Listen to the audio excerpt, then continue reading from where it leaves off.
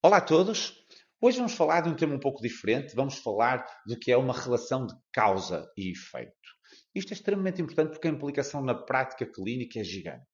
E para isso, gostava de começar por esclarecer que existem dois grandes tipos de estudos científicos: os estudos retrospectivos, nos quais eu vou avaliar o que se passou para trás, pegar numa série de registros dos últimos meses ou anos, o que eu definir, e tentar avaliar o que é que aconteceu, se existe alguma relação entre diversos fatores, e depois um segundo grupo, que são os estudos prospectivos, que são muito mais complexos, nos quais eu vou definir uma população e a partir de hoje vou segui-la no tempo, por o período que eu definir, para perceber qual é a relação que existe, o tipo de relação que existe entre os fatores e, acima de tudo, este é o único grupo de estudos que permite estabelecer uma relação de causa e efeito.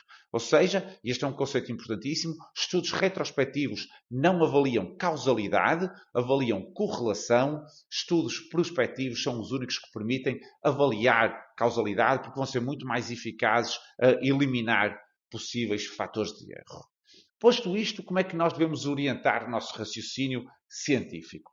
Os estudos retrospectivos são importantes, vão alertar para a associação entre variáveis. Se eu tiver um estudo que me diz que existe uma possível relação entre dois fatores, aquilo que eu tenho de fazer é, em primeiro lugar, ver, através de outros estudos retrospectivos, principalmente estudos em larga escala, se esta correlação se confirma também noutras populações, porque se confirmar dá muito mais força, e a partir daí, se eu quiser perceber que tipo de relação é que tenho que desenhar um estudo prospectivo, ou seja, pegar numa população com as características que eu vou definir, vou acompanhá-la no tempo e perceber se existe uma relação de causa e efeito entre as variáveis, entre os fatores que estão a ser estudados. Só assim é que a ciência progride no caminho certo, com rigor e com robustez.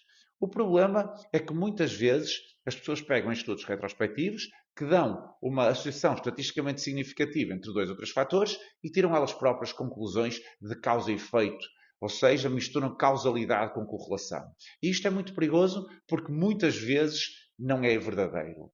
Haver uma associação estatística entre dois fatores não implica de todo que seja um a causar o outro, pode ser apenas uma coexistência e só os estudos prospectivos é que nos conseguem definir o tipo de relação que existe. Por isso, devemos ver os estudos científicos com cautela e, se não for a nossa área, perguntar a quem sabe.